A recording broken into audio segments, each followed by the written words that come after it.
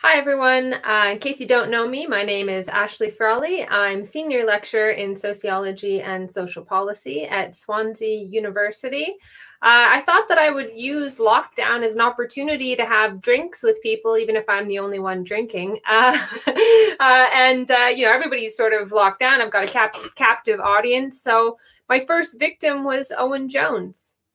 You're often referred to as an activist, a labor activist, a journalist, a political commentator, a columnist. How would you describe yourself? Blimey, I didn't spend too much time thinking about it, but I am a journalist, an activist, and a columnist and an author. And those things aren't in contradiction. I think it's very important to say that because there's sometimes this debate about what constitutes a journalist and the idea that an activist is somehow precluded in terms of they're interlopers. They're not legitimate actors within the media ecosystem. And given much of the British press act as very overt political campaigning arms for the Conservative Party, the Sun, the Telegraph, the Mail, etc.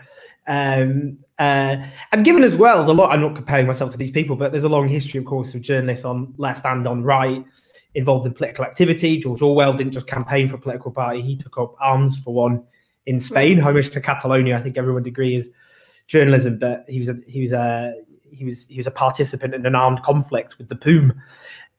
Paul Foot, of course, a famous journalism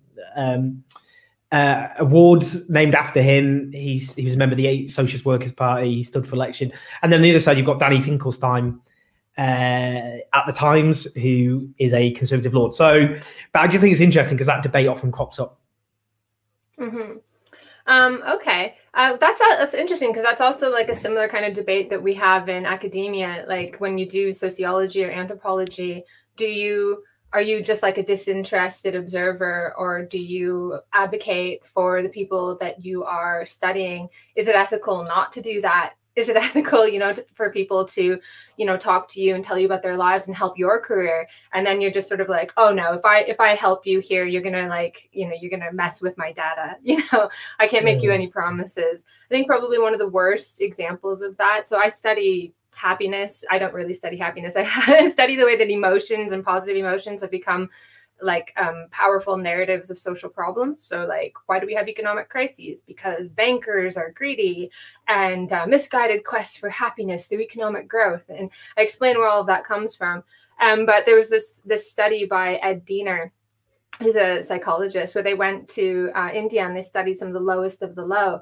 And in their footnotes, it says, ethically, what did you, I just dropped my phone. It said, ethically, like, what did you give to these people in exchange for, their participation? Because they're going to help you in your career. You're going to write books about this. And they said, well, we gave them a lecture in the street on how to be happy. And like they studied like slum dwellers, prostitutes, like the lowest of the low. And I'm sure then they got onto their plane, went back home to the States to their nice cushy lives, and then wrote a paper about how poor people aren't all that unhappy. Wow. Yeah. Wow. So there are like lots of little ethical kind of conundrums also in sociology and anthropology as well. As like, is that okay? Is it okay to sort of say, the results of my study are poor but happy, and I make a lot of money from saying that. So anyways, I wanted to kind of ask you, I've got so much that I wanted to ask you. I'm really, really pleased that you've been willing to speak with me. And actually, I'm quite nervous, so I've got a beer. Don't be nervous. It's an honor. It's a huge honor. So I was wondering kind of what you think about the state of, what's happening now with coronavirus. Do you think it's exposed sort of cracks within capitalism, or do you think that the system is fortunately or unfortunately resilient enough to absorb what is seen by a lot of people as an external shock? Well, capitalism is a very resilient system. There's no question. It's gone through, I suppose, recessions and depressions, which it used. Well, it became, in a sense, periods of creative destruction where it reinvented itself, it evolved. Periods when the labour movement and the left were very strong, and it it was forced, it accepted, you know, kind of class compromises after World War II, for example, welfare state, higher taxes on the rich, restrictions on capital, which then could be unleashed in the 70s. But in terms of the current crisis, I think what it does is exposes a number of issues and exacerbates them. The fact that millions of workers are always one pay packet away from extreme hardship, even in very wealthy societies, hence the need for the wage retention schemes, which the Chancellor of the Exchequer has unveiled. The key workers who we applaud every Thursday evening are undervalued, underpaid, often hyper-exploited, treated very badly, very bad terms and conditions, have suffered huge cuts to in-work benefits, stagnating and declining real wages for the last decade.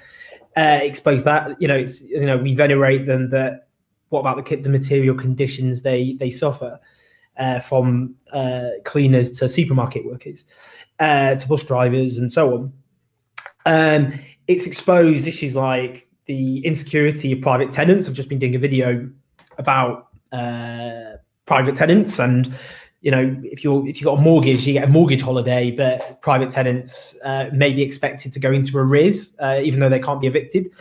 It's exposed the underfunding of the health system after a decade or so of an attempt to shift who pays for a crash caused by the financial sector. It exposes and exacerbates existing injustices and brings them to the fore, which are very obvious contradictions within capitalist society. The issue is, of course, which is always the case of, is there a coherent alternative in place? And obviously the left has suffered a very bad defeat in Britain. And you've seen also Bernie Sanders' campaign in the United States. I mean, look, in the United States now, 20% of American workers have lost their jobs in the last few weeks. We're talking on the scale of the Great Depression. So we're seeing across the world, mass unemployment, huge, the exposing of huge job insecurity, exploitation, underfunding of services, huge inequalities, which it demonstrates. But the challenge always is there a coherent alternative which people have faith in? And the danger is, if you look at obviously the 1930s, is this idea of crisis of capitalism automatically translates into a resurgence of the left isn't borne out by history. It was fascism, which was the biggest beneficiary, and you can see now the likes of hard right dictatorship, now Hungary. Arguably, though, fascism was more of a response to that resurgence of the left. Like if you look at obviously I did this study of student newspapers that I haven't published yet, but if you looked in like even just student newspapers in the 30s, like they really thought that there was going to be a revolution like tomorrow, and they had like you had serious debates between different visions of the world, and you had obviously in Spain and in Greece even you almost had revolutions that took dictatorships to quash. So it's not necessarily that it's a necessary resurgence of the left in a crisis, but it does radicalize people. It has historically radicalized people. Definitely. I mean, you're absolutely right about fascism in the 30s. It was the two issues which kind of collided with each other, which was firstly the threat of revolution, of social revolution from below, and also the fear of those who are classically termed the petty bourgeoisie, the lower middle classes, have been driven into the ranks of the working class by economic dislocation. But you can see clearly, unlike the financial crash, there is a left. I mean, obviously, Britain, the electoral defeat of the Labour Party and so on, and the Bernie Sanders campaign. But actually, it is different from 2008, when the left had ceased to exist as a coherent alternative in terms of an ideology and all the rest of it. That isn't the case anymore. There is a body of ideas. There are those who support it, particularly younger people. It's amongst older people where the real challenge has been. I mean, it's quite complicated, because obviously on the left we understand, it's about class conflict. It's about the contradictions between those who work, majority, and those who make money through their labour and property. But there is a generational divide that's just impossible to ignore, which has been, which, and I abhor generational conflict, but that's been the block on the left's aspirations on both sides of the Atlantic. And that I would understand, even though, caveat, 1.9 million pensioners live in poverty.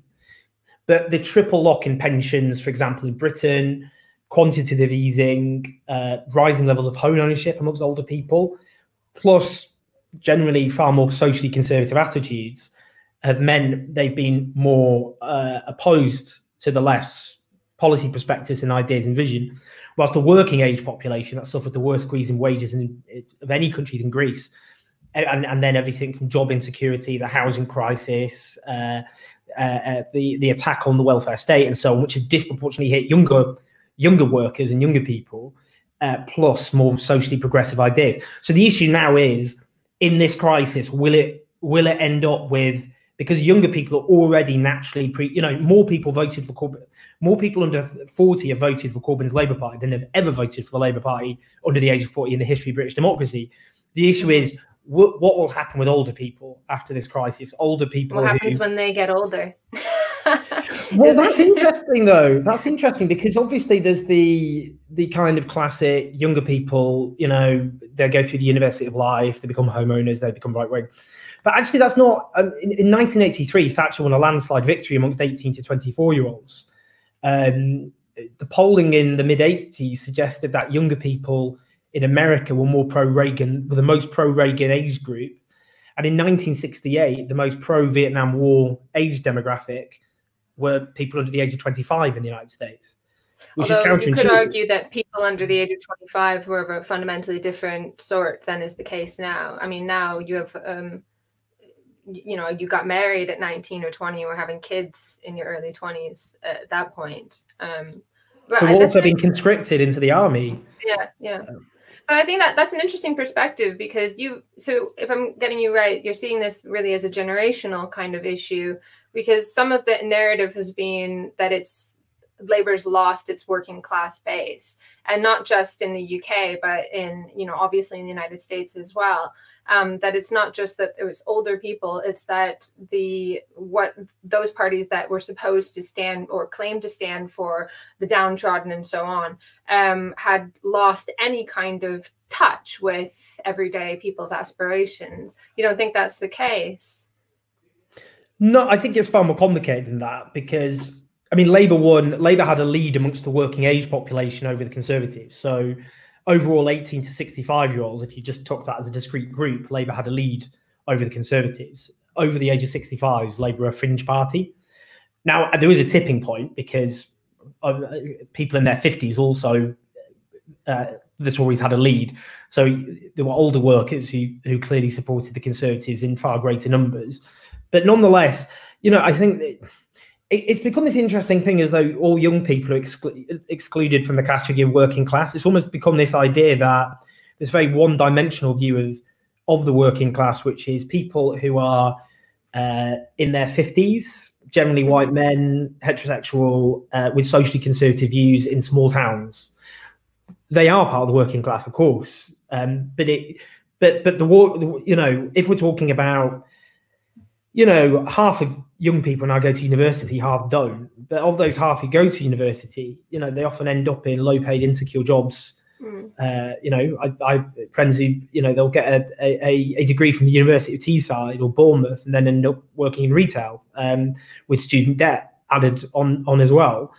And you end up with this, kind of Labour's heartlands suddenly are places that only voted Leave, for example. And, where does that leave Liverpool? It's one of the heartlands of working class Britain, which obviously overwhelmingly votes for the Labour Party, as do other urban communities.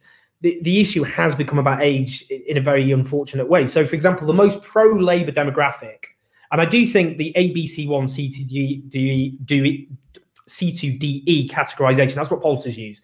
So they say ABC1, middle class, C2DE, are working class, is problematic, because that lumps in service workers and nurses with FTSE 100 directors, and it lumps in pensioners with semi-skilled workers. So it's on the other hand.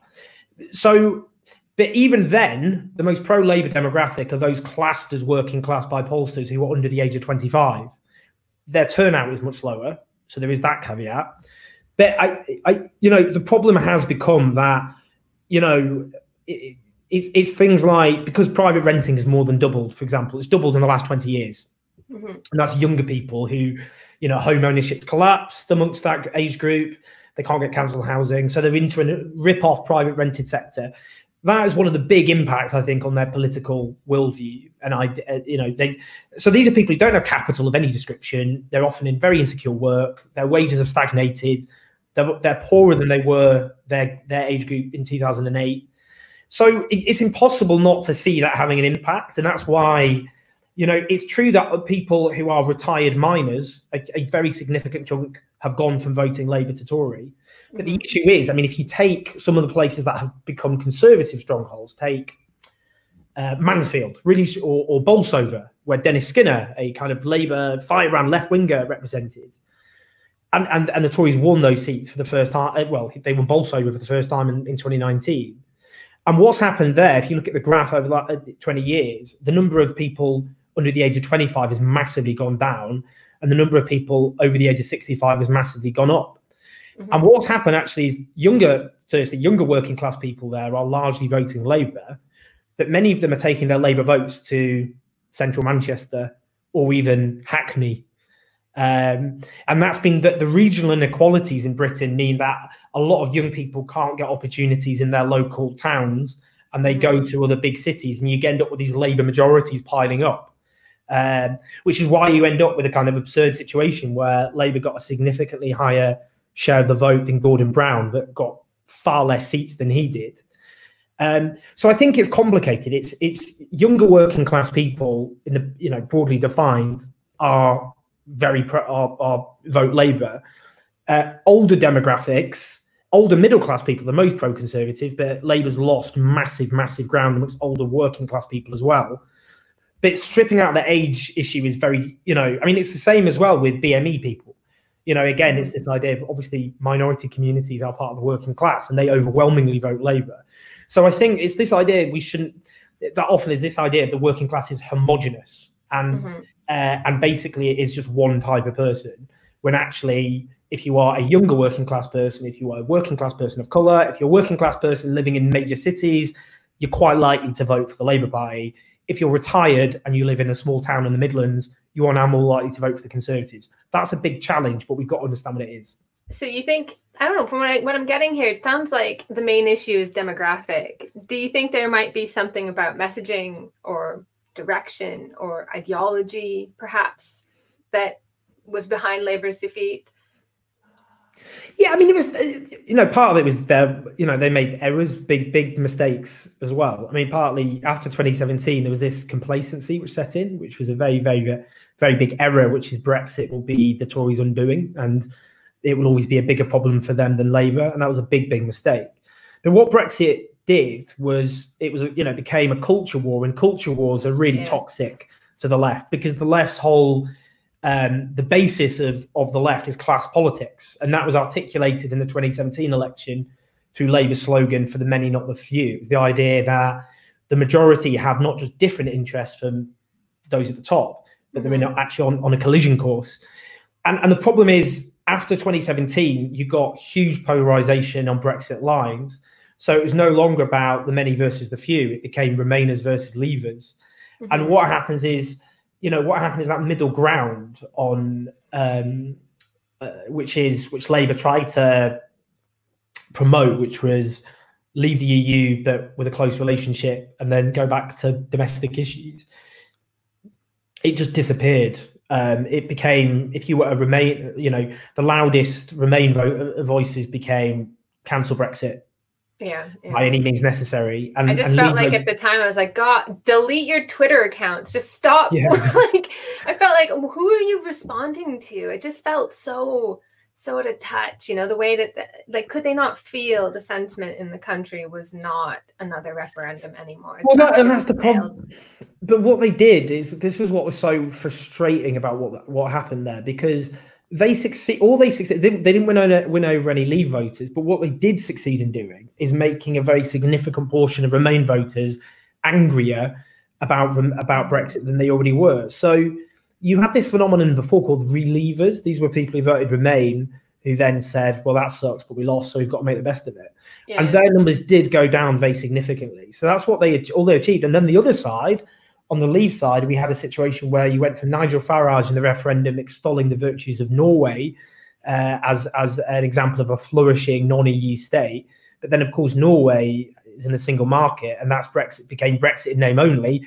And increasingly amongst Leave opinion, no deal became increasingly the only legitimate form of Brexit. So you ended up with this, and you had bad faith actors on the Remain side. You had some who just thought Brexit's terrible, let's just find a way of getting rid of it. But others thought it was a very convenient way of putting a divide between the Labour leadership and the membership, who overwhelmingly voted Remain, and Labour voters. So that was the problem. It became a culture war, and that suffocated Labour's message on domestic issues. We know the polling shows that Labour's poll on things like taxing the rich, public investment, public ownership are very popular policies. Labour wasn't talking about that for 2.5 years. They were stuck instead.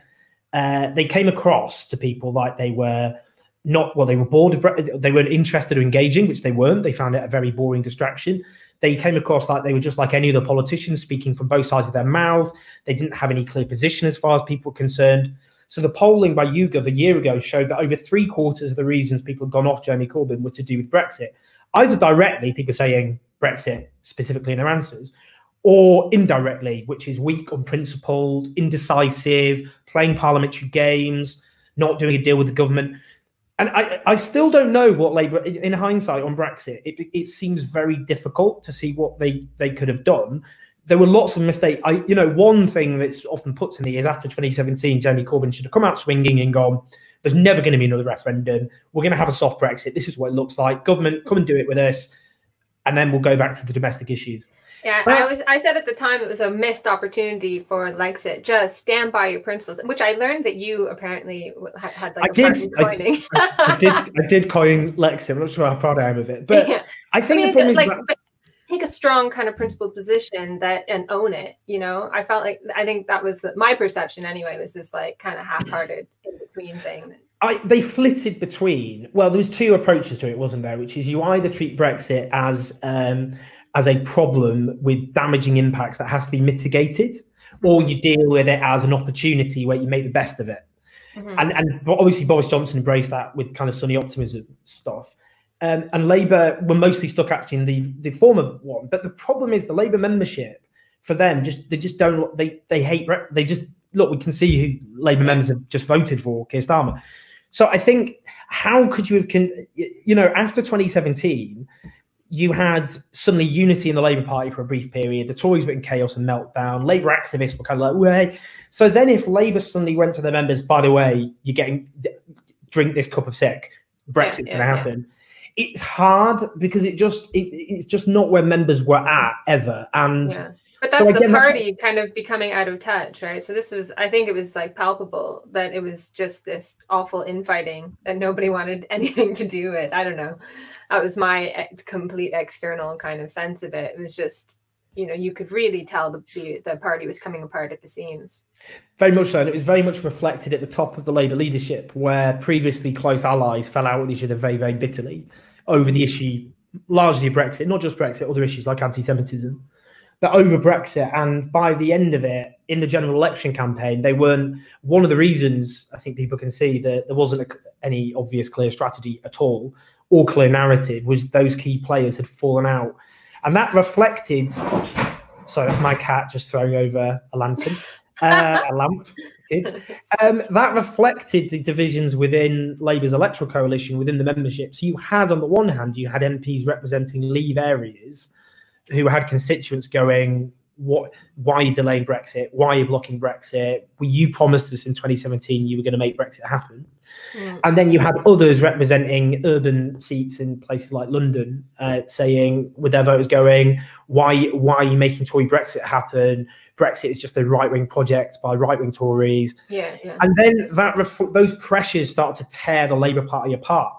Again, I don't know, because Labour were trying always to try and keep that together. They were zigzagging around Mm-hmm. And I still, you know, even now, go back in time, what ones would be?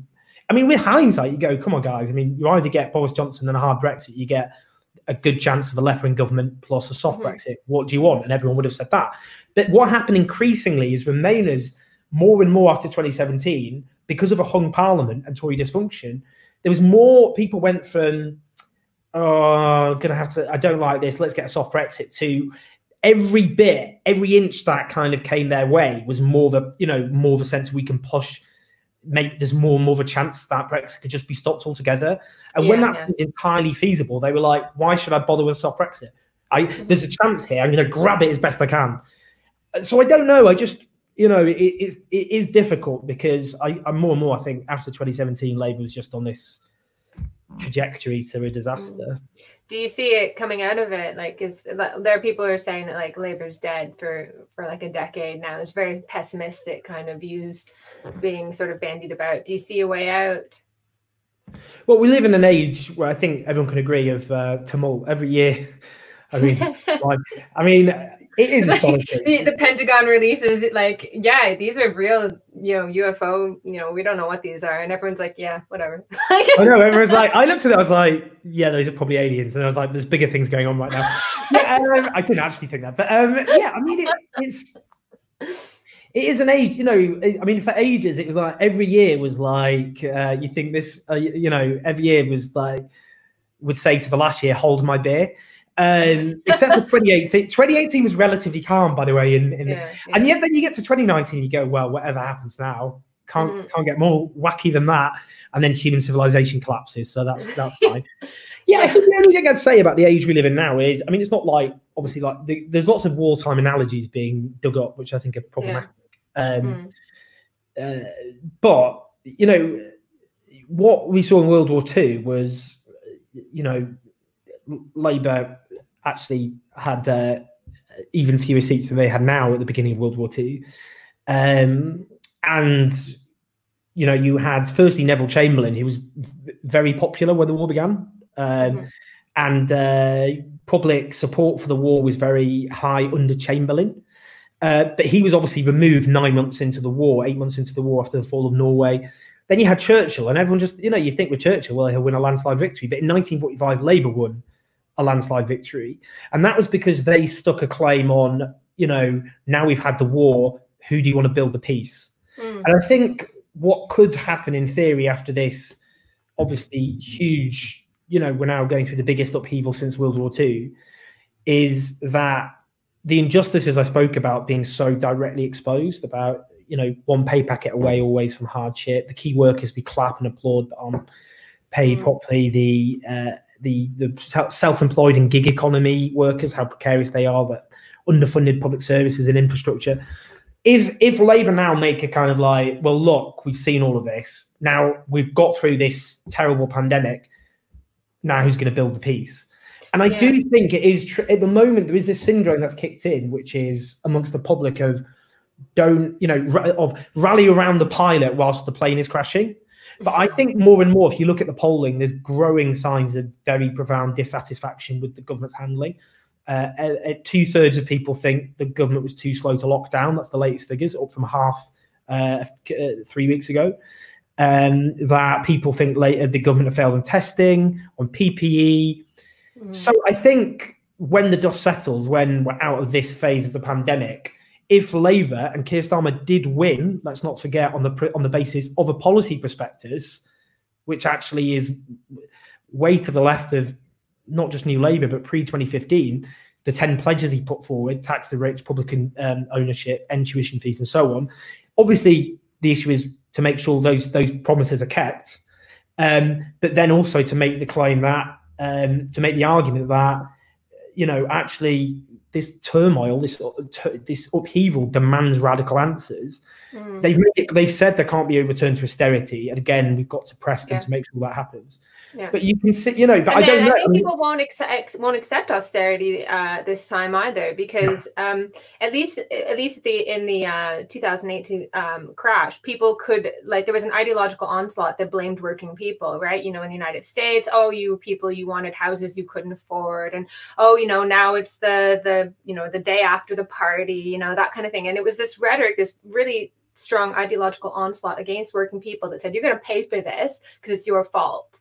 Right now, we have this kind of like sick role where it's like, no, it's not my fault. I didn't work. I wanted to work. I lost my job and I did the right thing. I did the right thing. I saved lives. I did what you told me to do. And they could not possibly say, okay, now pay for it. Unless it's something like, well, you know, what is a job in the face of how many the people could have died?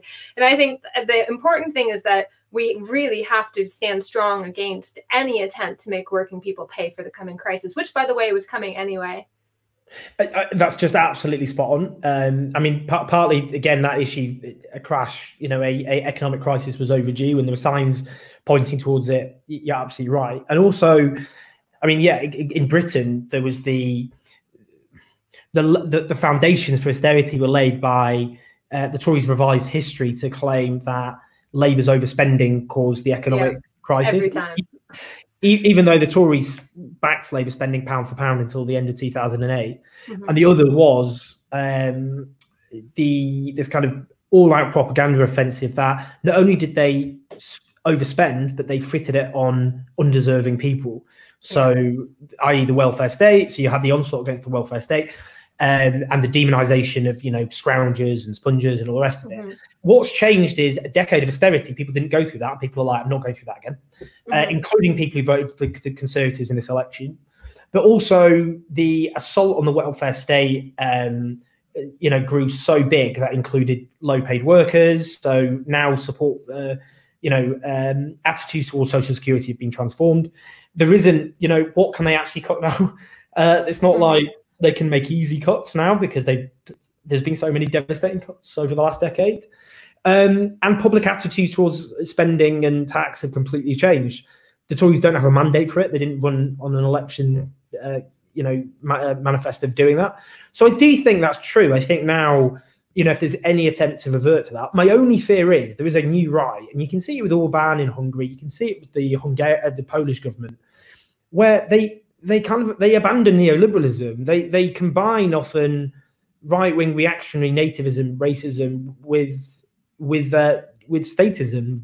You know, Hungary, they nationalized the pension funds. In Poland, they have this policy called Polonization of public ownership of the banks, of welfareism. So I think Boris Johnson is you know, he's not George Osborne and David Cameron. And, you know, if Labour don't offer an inspiring alternative, the danger is, you know, Johnson will say, you know, we're going to go for investment and all the rest of it. We're not going to go back to austerity. He's a cannier politician than some people think. Oh, absolutely. I really wanted to ask you a question. I'm like kind of running out of time now, but I really want to ask you. So we've got like 10 minutes or whatever. Yeah. A lot of people are sort of banding about UBI as a solution. And I'm still thinking about it. I still haven't decided. I'm very skeptical. I don't know what you think about UBI.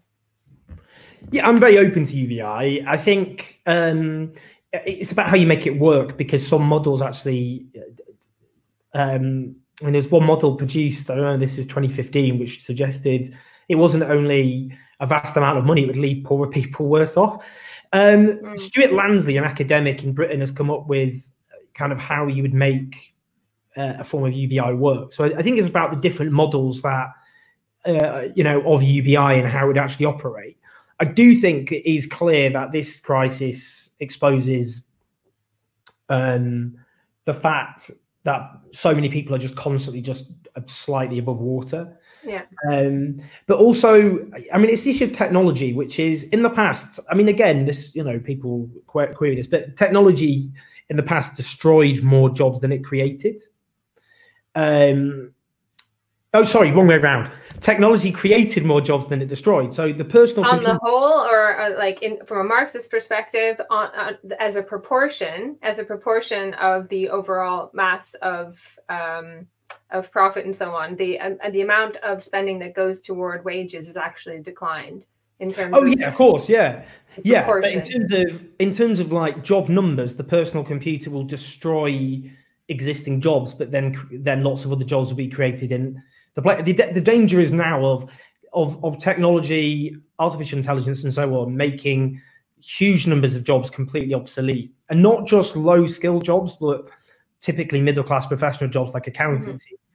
And then the issue is, do we, what arguments can we make in terms of having a basic floor for living standards, which enable people to obviously work less? But I know there's, I know the critique from the left, because there are those on the right who basically, well, they will frame it as negative income tax, but they promote this as basically as a replacement for the welfare state. And I think that would that's a very reactionary take on it. No, of course. For me, I think I see why a lot of people on the left would be in favor of UBI, because there is this humongous gap between where we are now and a future in which automation is a good thing for human beings, because at the moment it's really bad. Like, it's great for human beings because, like, why would you want to do crap jobs that a robot could do or artificial intelligence could do? That's really good, but that's not why we have automation. We have automation in order to increase profit, and so there's this terrible situation for most human beings that exists, between now and a future in which automation can actually be a good thing. And so I can see how UBI would paper over that gap, perhaps provide a bridge to that future, except that UBI would have to come out of the profits, right? And that the problem is the declining rate of profit. And so how would it, from what I can tell at the moment, it couldn't do that. And what I worry about is that it's championed on the right, not only because it's a way of, getting rid of the welfare state, but also because it extricates capitalists from being held hostage by workers. Like, a lot of people say, oh, but it provides a strike fund. Yeah, if you have workers, but if you don't, if you're able to just let people go because they've got that safety net quite easily, what are you complaining about? I'll just fire you. Or what are you complaining about? I'll just give you insecure work because you've got this, this backdrop. So the fewer people that are actually workers, I wonder if it undermines our potential to hold capitalists hostage, which is really the one thing that we've got as workers on our side, is that we can withdraw our work. Well, if there are very few of us working, that could be a problem. But then, capitalism's kind of creating that situation anyway. So, well, yeah, I mean, that's a very powerful critique. I suppose the issue is, as things stand, we live in an age where strike days are an unprecedented, well, before the crisis, an unprecedented low, and where the power of labour has been of organised labour, hugely diminished. And if you look at polls, a lot of younger people think that it's the job of the state to like make sure that their wages don't go too low. And that's a bit scary, because it's actually your power. You have to assert that in the workplace and ensure that you don't get screwed. Like, you have to well, I suppose one thing is it would be easier to go on strike for many precarious workers and low paid workers if there's UBI. Yeah, because it gives you that strike fund, right? Yeah. But at the end, it also makes it lowers your bargaining power as well. If there's no humanitarian reason why a capitalist can't be like, well, I'll just let you go. Come on, you're not going to start. Or argue our profit margins are too low to give you an increase in your wages in any way. You're being subsidized. Exactly. Yeah. I mean, it is. These are critiques that the left have to engage with. I think you're absolutely right. I suppose the danger is just this. When you have the danger. I mean, we'll see as well with because in the past there's always been the claim that technological revolutions will lead to permanent mass unemployment. That hasn't turned out to be the case. As you say, the point about automation in the hands of socialists we would use it for ends which would be to redistribute hours and increase living standards, and that in the hands of capitalism that isn't the case at all. It's used to lower wage costs. I'm not trying to cut down UBI. I actually have a lot of time for UBI, because I think we need these kinds of proposals where we're looking into the future and we're seeing where things are going, and we're thinking, okay, this could easily turn into a dystopia. How can we avoid that? But we also have to make sure that our, our solutions don't turn to dystopia as well. Like, agree. So when I started reading about UBI, I started thinking, and I actually got into a bit of a debate on Facebook, as you do, with somebody who was saying like, they're like, oh, we'll just have this lockdown in for however long it takes until we have a vaccine. And I was like, well, basically what you're talking about is a white collar lockdown, because, blue collar people can't just sit inside their houses, people who are doing trades or like, garbage, picking up rubbish and that kind of thing. You can't sit inside your house. And they're like, oh, well, people will carry on, but we'll just, ensure that, and the good thing about UBI anyway is that people consume too much anyway. And there's all sorts of stuff that we don't really need to produce. And so I was like, that is literally feudalism. Like, exactly. You are really reactionary. Yeah, you are dependent on those in power, and they give you consumption rules. Like, yeah, I mean, that's extremely reactionary. Yeah, but that's the thing that scares me, is that if something has a left-wing ring to it, and we don't think it through, we can wind up demanding our own oppression. And that's just what I'm a bit worried about. And that's why the left has to have that discussion, because you're absolutely right. Those are all inherent dangers within the idea. But I think, like, generally we need that kind of economic analysis. And I feel like the left has struggled a lot since the sort of decline of Marxism and that kind of thing, that where we, even Yanis Varoufakis, I was just listening to an interview with him, and he was saying like, oh, the worst thing for Marxism was becoming too economistic. And I was like, no, that's the best thing about Marxism. That is the thing that we need to rediscover, because the only way that we can direct history, in my opinion, is through understanding it.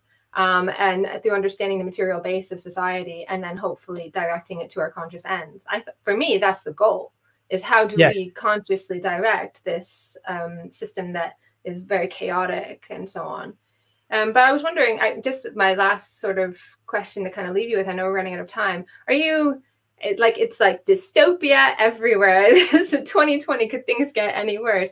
I'm wondering, do you have any are you hopeful at all?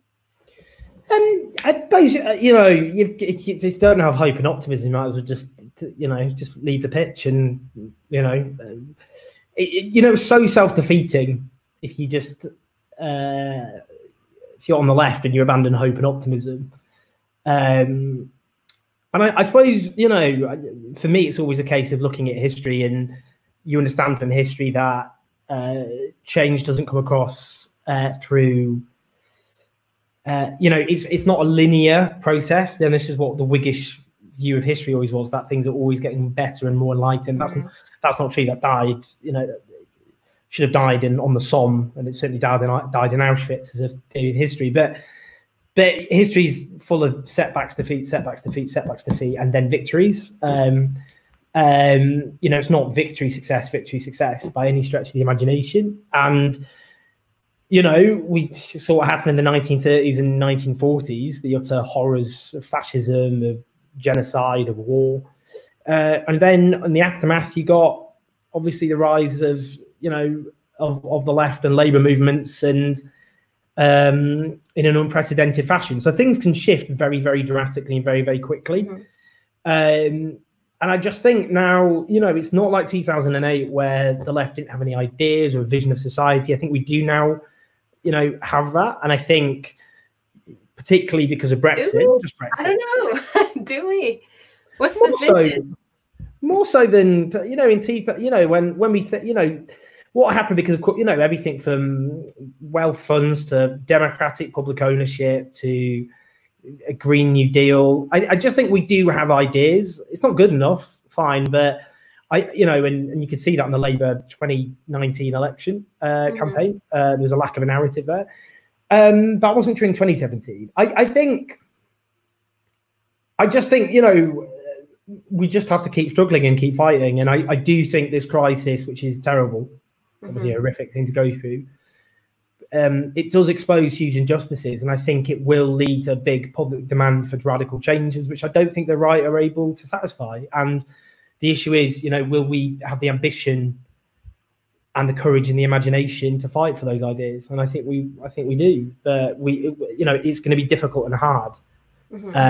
But our ancestors fought far greater odds than those we face today, and This is a time that demands revolutionary answers, and I think we'll see what society looks like after all of this. But I don't think it will be a society full of people craving, just wanting to go back to how things were, because I think that normal is gone forever anyway. And hopefully what we're fighting for is something much, much better. I mean, the world could be so much better than it is now. I feel like on the left, we need to rediscover a little bit of the spirit of optimism, even if it seems crazy. Yeah. We've got to have optimism. We've got to have, that's the basis of our entire political perspectives. Well, thank you so much for coming to talk with me. I've calmed down now. No, it's an honor, Ashley. Honestly, it was a huge honor. Thank you. My honor. Like, you're amazing. No, cool. No, right back at you. All right. Well, there's so much more I want to say. So hopefully I can convince you to come back and chat with me. Yeah, definitely. I'm not going anywhere. Brilliant. All right. Thank you so much. All right. Let's go, Ashley. Take care.